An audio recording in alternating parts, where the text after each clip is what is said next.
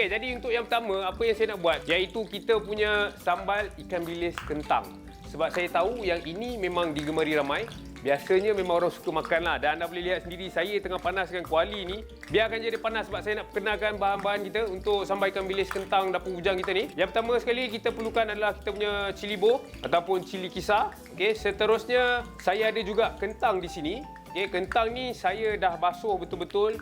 Saya dah gosok dia menggunakan kita punya gosok pinggan tu. Tapi saya ambil yang baru, saya gosok lagi bagi dia bersih sikit. Sebab saya tak nak buang kulit dia. Jangan terkejut, jangan terkejut. Biasanya kalau orang-orang barat memang dia tak buang kulit sebab apa? Dekat kulit ni sebenarnya dia banyak khasiat dia. Jadi sebab itulah juga saya tunjukkan kali ni. Dan anda juga kalau dekat rumah tu tiba-tiba busy, rasa macam tak menyempat nak buang kulit, tak ada masalah. Yang penting basuh betul-betul, kita boleh terus pakai. Okey, minyak pun dah panas, kuali kita dah berasap, kita dah boleh tutupkan. Dan seterusnya apa yang kita perlukan juga adalah sedikit kicap. Okey, kicap manis, saya menggunakan kicap supaya saya punya sambal ni nampak lebih merah dan juga lebih gelap.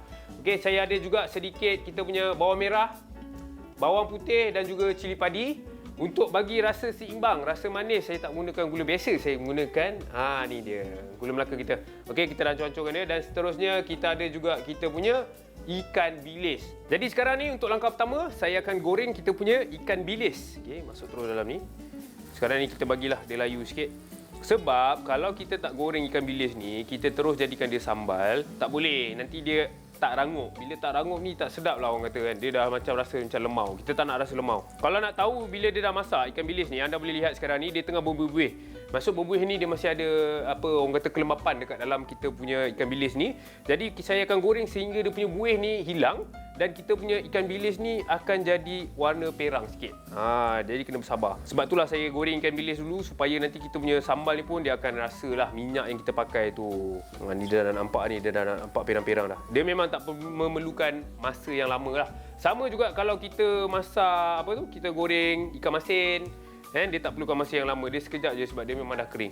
Okey, sekarang ni ikan bilis dah siap. Okey, kita dah boleh angkat dan saya pun dah sediakan tisu bersama dengan kita punya pinggan ni untuk kita tapis ataupun kita toast kita punya lebihan minyak daripada ikan bilis ni nanti. Okey, kita ambil ikan bilis ni. Tak sini. Okey, untuk kentang ni pula saya hanya akan potong dia straight supaya dia jadi lebar-lebar besar macam tu. Kalau anda nak bagi dua pun boleh, tapi bagi saya kalau kentang ni dah cukup comel, kecil macam ni punya saiz, tak payah nak bagi dua lagi lah, nanti dia akan terlampau kecil sangat. Okey, potong dia lurus macam ni je. Pastikan dia punya ketebalan tu sama. Untuk kentang ni saya tak suka terlampau tebal sangat sebab bila tebal, bila kita nak goreng dia lambat lah dia nak rangup. Sebab kentang ni dia ada air, dia ada dia punya kanji dia. Jadi kita tak nak dia apa orang kata, kalau tebal-tebal ni nanti susah sikit lah, dia tak dapat lah kerangupan yang kita mahu kan. Sebab saya suka yang rangup-rangup ni supaya bila rangup ni kita boleh jadikan dia bekalan. Maksudnya kalau kita nak travel kan, kalau kita nak berbuka puasa kan, contohnya macam pagi ni kita masak untuk sahur, lepas tu kita dah boleh bawa yang lebih ni untuk kita punya juadah berbuka nanti. Boleh standby dekat dalam kereta ke, dekat office ke kalau nak makan, takutlah sangkut kat jam. Kalau dah ada lauk macam ni, dia boleh tahan. Okey, kita boleh terus makan. Okey, jadi sekarang ni saya akan masukkan balik ke dalam kita punya minyak ikan bilis yang kita dah pakai tadi. Sebab itulah juga kenapa saya goreng tadi ikan bilis kita tu dengan minyak yang banyak. Supaya kita tak payah nak tuang minyak lagi. Kalau tak minyak sikit, kita nak kena tambah minyak lagi. Bagi dia masak, bagi dia garing sampai dia jadi macam apa tau. Macam keropok kentang yang anda suka makan tu. Kalau boleh kita nak serangup begitulah. Cuma untuk kentang ni kalau nak bagi dia rangup, dia memerlukan masa sikit. Sebab dia masih ada air kat dalam tu. Jadi mungkin kita perlukan masa lebih kurang dalam 5 ke 7 minit untuk bagi dia garing. Dan sekarang lepas saya dah goreng kita punya kentang lebih kurang dalam 5 ke 7 minit sehingga dia garing lah. Selagi dia tak garing ataupun dia tak berubah warna perang-perang macam dalam kuali saya ni, jangan angkat. Jangan angkat. Sebab apa? Sebab kalau dia tak cukup garing, nanti bila kita dah gaulkan dengan yang lain sekali, dia akan jadi orang kata apa, tak sedap, dia jadi lembik. Okay, kentang kita ni pun dah jadi macam kerepek kentang. Jadi kita dah boleh angkat dan saya dah boleh toastkan dia bersama dengan kita punya ikan bilis tu. Ikan bilis yang kita dah goreng tadi, letak je tepi ni. Macam tu. Baik, sekarang ni bahan-bahan utama yang kita perlukan dah siap dah. Dah siap goreng. Apa yang saya nak kena buat sekarang adalah saya akan pergi kurangkan minyak daripada kuali kita ni. Tapi masih menggunakan minyak yang sama. Kalau pakai minyak banyak macam ni, boleh juga. Tapi nanti kita punya sambal terlampau berminyak. Kita tak nak macam tu. Inilah dia. Lepas saya dah kurangkan minyak daripada kita punya kuali, apa yang saya nak kena buat sekarang adalah kita punya sambal. Kita potong bawang merah dahulu. Bawang merah ni saya nak pakai separuh saja. pakai separuh cukup. Kalau anda rasa macam nak pakai sebiji ataupun tak ada bawang merah, boleh ganti juga dengan bawang Holland, tak ada masalah. Yang penting sambal memang kena ada bawang. Okey, jadi untuk bawang putih, saya rasa saya akan pakai lebih kurang dalam 4 ulas. Okey, pecah dia. Minyak macam tu saja. Okay. Seterusnya, cili padi. Ini nak bagi extra kick sebab saya kalau dah nama sambal, saya memang suka extra pedas. Jadi saya suka tambahlah lagi cili padi kat dalam ni. Kalau anda rasa macam, ui dah cukup pedas, kita punya cili bo, dah tak payah tambah lagi dah cili padi. Dan kita iris saja kita punya cili padi. Ini bau betul-betul terangkat ni orang kata kan. Makan berpeluh-peluh. Okey, jadi sekarang bila kita dah potong, kuali pun kita dah panaskan. Masih panas lagi lah tadi sebab kita punya kuali.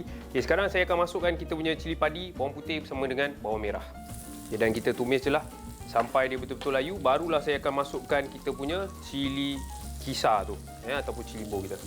Bila kita nak buat sambal memang kena ada minyak yang lebih lah. Sebenarnya minyak ni kalau daripada dulu lagi orang-orang kita masak, orang Asia masak ni memang minyak yang banyak. Sebab minyak ni dia sebenarnya membantu orang kata menahan lama kita punya lauk tu daripada rosak. Maksudnya bila ada minyak jadi tak adalah orang kata tak adalah kuman boleh masuk, tak ada oksigen kan. Jadi kita punya hidangan ni akan lebih tahan lama lah. Okey, jadi bila dia dah perang, saya akan masukkan kita punya cili kisar. Yang ni dia akan merecik-recik sikit. Habis dinding rumah berkecah. Kalau pakai baju putih sekarang ni memang dah ketara dah. Dia punya merah tumpuk tu kan. Tapi itu yang buat sedap sebenarnya. Dan sebenarnya bila dia merecik macam ni, maksudnya kita punya cili tu masih belum sedia. Bila dia dah tak merecik, maksudnya cili kita dah sedia untuk kita masukkan bahan yang lain. Jangan takutlah merecik-recik macam ni. Tak sakit pun biasanya. Ini benda kecil ni kan. Sekarang minyak ni dah diserap oleh kita punya cili bo. Maksudnya kita belum pecah minyak lagi. Saya akan masak sampai minyak ni akan keluar balik. Maksudnya itu dah sedia untuk kita masukkan kita punya bahan-bahan seterusnya lah. Okey, dan anda boleh lihat sekarang ni percikan tu dah tak banyak. Maksudnya kita punya cili bo ni dah nak kering dan dalam masa yang sama juga minyak-minyak yang ada tu pun dah nak keluar. Okey, dan saya akan masukkan kita punya kicap manis. Kemudian kita akan masukkan juga sedikit gula Melaka. Agak-agak lah kan. Jangan terlalu banyak sangat. Kita boleh letak sedikit-sedikit dahulu. Lebih kurang macam 1 sudu, lepas tu baru kita adjust balik ataupun kita olah balik, rasa lagi macam mana. Untuk sambal ni memang kena buat kering lah sebab kita dah goreng garing tadi. Kalau kita tiba-tiba buat berkuah, nanti dia takkan rangup lah, kerangupan dia tu tak ada. Jadi saya hanya akan biarkan dia kering macam ni saja. Baiklah, sekarang ni anda boleh lihat lepas saya dah masukkan kicap bersama dengan kita punya gula Melaka, dia punya warna merah ni jadi merah kehitaman sedikit. Jadi ini yang kelainannya lah untuk kita punya sambal dapur Puja Ramadan ni. Sekarang ni saya akan masukkan kita punya bahan yang kita dah goreng tadi, ikan bilis bersama dengan kita punya kentang. Masukkan terus kat dalam ni. Kering-kering macam ni lah baru sedap sebenarnya. Kita nak makan, kita nak buat bekal. Untuk sambal kering macam ni sebenarnya, anda tahu tak, dia boleh tahan lebih kurang dalam masa seminggu tau.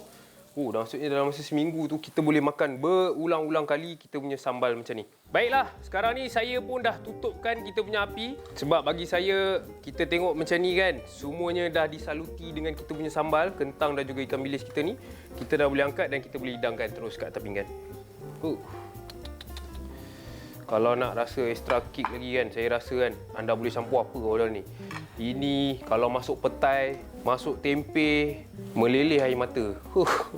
Ini betul lah, ini memang boleh buat bekalan ni kan. Nampak banyak sebenarnya kita boleh dapat dengan hanya menggunakan separuh cawan ikan bilis dan juga 3 biji kentang. Anda boleh dapatkan hasil yang banyak macam ni sesuai untuk makan 2 ke 3 orang. Saya mengharapkan agar anda mencuba resepi sambal ikan bilis dapur bujang ni.